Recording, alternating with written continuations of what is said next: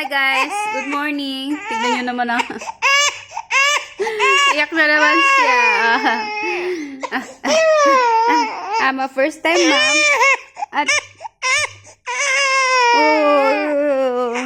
hindi ko alam anong gagawin ko sa kanya. Iyak siya ng iyak.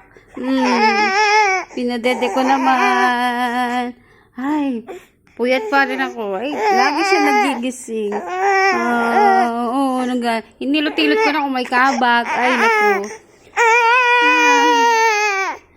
Tulungan nyo naman ako para maalis yung pagkaiyakin niya.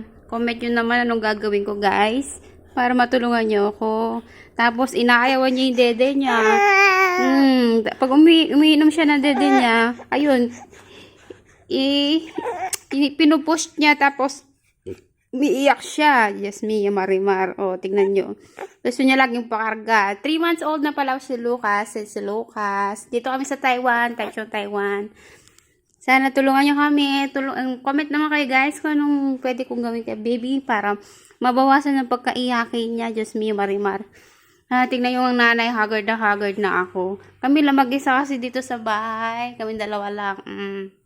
Kami dalawa lang dito sa bahay. Tulungan nyo naman ako. I'm a first time mom. I need your help. I need your comment. I need your suggestion.